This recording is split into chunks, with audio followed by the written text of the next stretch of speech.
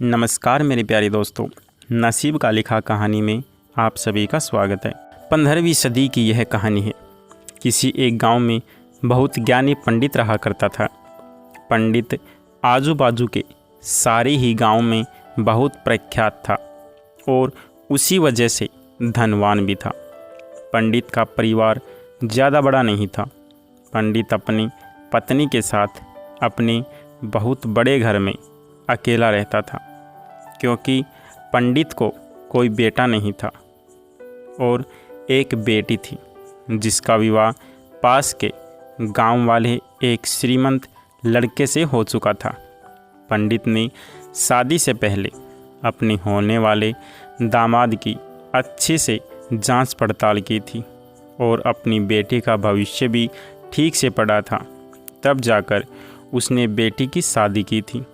लेकिन चंद सालों में पंडित का दामाद बुरी आदतों के चंगुल में फंस गया।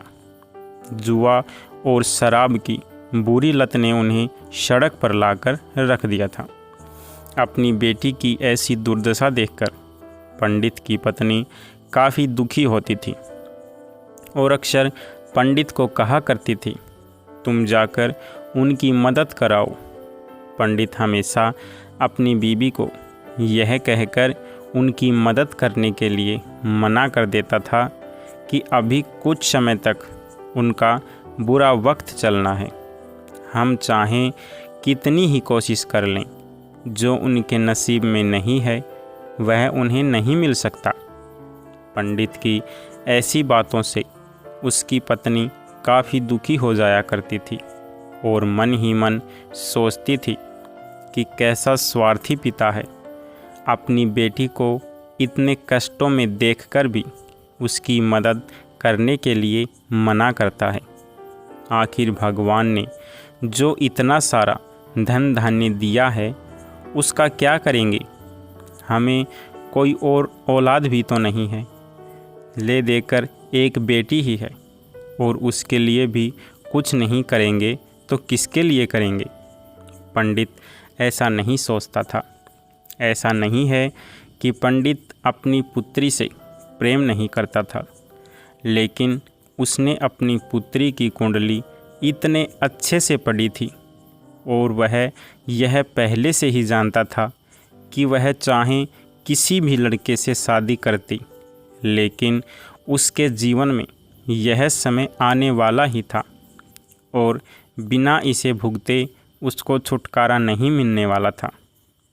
एक दिन खाने पीने के लिए भी मोहताज हो चुके पंडित के बेटी और दामाद उसके घर पर आए। पंडित ने और उसकी बीवी ने दोनों का खूब आदर सत्कार किया और खूब अच्छा खाना खिलाया। बेटी और दामाद को पंडित से सहायता मांगने की हिम्मत ना हुई, इसलिए वह बिना बोले ही वापस अपने घर को लौटने लगे। लेकिन माँ तो माँ होती है। पंडिताइन से रहा नहीं गया और बिना पंडित की इजाज़त के उसने चोरी छुपे बूंदी के लड्डू बनाकर उसमें सोने के सिक्के रख दिए और बेटी और दामाद को दे दिए, ताकि बेटी और दामाद की कुछ आर्थिक सहायता हो सके। पंडिताइन यह भी जान गई थी कि बेटी और दामाद शर्म के मारे उनसे मदद नहीं मांग रहे थे, इसलिए उसने बेटी और दामाद को भी लड्डुओं में छिपे सिक्कों के बारे में कुछ नहीं बताया। जाहिर सी बात है कि जब वो लोग घर पर जाकर लड्डू खाएंगे तो उन्हें उसमें सोने के सिक्के मिल जाएंगे। इस तरह बिना उनके मांगे ही उन तक मदद पहुंच जाएगी। सोचकर पंडिताइन मन ही मन अपनी बेटी की मदद करने के लिए खुश होने लगी। पंडित के दामाद और बेटी उन दोनों का आशीर्वाद लेकर अपने घर की तरफ रवाना हो गए। उन दिनों गाड़ियां तो होती नहीं थी, घोड़ा गाड़ी या बैलगाड़ियां चलती थी। पैसे ना होते तो चीज़ों को लेन देन से भी व्यवहार होता था। बेटी और दामाद का गांव पंडित के घर से कोसों दूर था, फिर भी पैसों की कमी के चलते वह चलकर अपने गांव की तरफ निकल पड़े। थोड़ी दूर ही चले थे कि पंडित की बेटी के पैर में मोच आ गई और अब उसको चलना भी मुश्किल हो गया। पंडित के दामाद ने जब देखा उसकी बीबी अब बिल्कुल चलने में सक्षम नहीं है, तो उसने एक तांगा अपने घर तक किराए पर ले लिया। दोनों पति पत्नी तांगे में बैठकर घर तक पहुंच गए, लेकिन तांगे वाले को देने के लिए उनके पास पैसे थे नहीं। इसलिए पंडिताइन ने जो बूंदी के लड्डू उन्हें दिए थे वही किराए के तौर पर उस तांगे वाले को दे दिए। तांगे वाला बूंदी के लड्डू को लेकर वहाँ से चला गया। तांगे वाला अपने घर की तरफ जा रहा था, तब उसे एक हलवाई की दुकान दिखी। उसने सोचा कि थोड़े से बूंदी के लड्डुओं से मेरे घर के लोगों का पेट थोड़ी भरने वाला है। इससे अच्छा है मैं इन बूंदी के लड्डुओं को बेचकर उनसे कुछ चावल खरीद लेता हूँ। तांगे वाले ने बूंदी के लड्डू हलवाई को बेच दिए।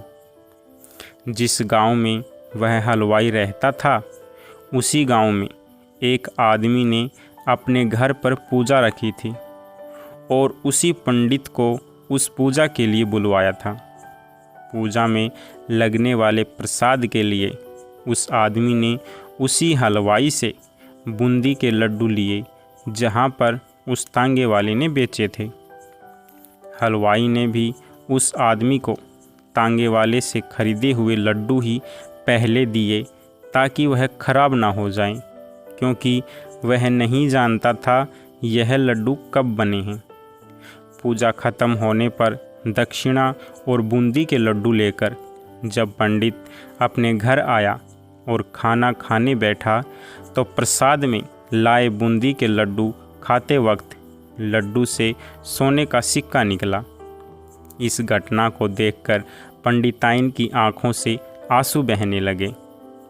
पंडित ने जब पंडिताइन से उसके रोने का कारण पूछा, तो पंडिताइन ने पंडित को सब कुछ बताया और पंडित से उनकी बातों पर भरोसा ना करने के लिए माफ़ी भी मांगी। पंडित ने पंडिताइन के आंसू पोंछे और कहा कि तुम्हारी तरह मैं भी हमारी बेटी को बहुत प्रेम करता हूँ, लेकिन अगर हम उसकी अब मदद करते हैं तो दामाद हमसे हमेशा ऐसे ही मदद की अपेक्षा रखेगा और अपनी बुरी आदतों को कभी नहीं छोड़ेगा। पंडिताइन भी अब पंडित की बातों से सहमत हो गई। 2-3 महीने बीत गए। पंडित के दामाद और बेटी फिर से एक बार उनके घर आई और इस बार उनकी परिस्थिति पहले से बेहतर थी, क्योंकि पिछली बार खाली हाथ जाने के बाद दामाद ने नया काम शुरू किया था और अपनी सारी बुरी आदतें भी छोड़ दी थी। दोस्तों, नसीब का लिखा नहीं बदलता। यह कहानी आपको कैसी लगी? क्या आप भी नसीब पर भरोसा रखते हैं, या फिर आप उन लोगों में से हैं जो अपना नसीब खुद अपने हाथों से लिखना चाहते हैं? कमेंट बॉक्स में अपनी राय अवश्य दें और आपके अपने चैनल हिंदी स्टोरी किंगडम्स को सब्सक्राइब करें ताकि आने वाली नई नई कहानियाँ आप तक पहुंच सकें। तब तक के लिए आप सभी का बहुत बहुत धन्यवाद।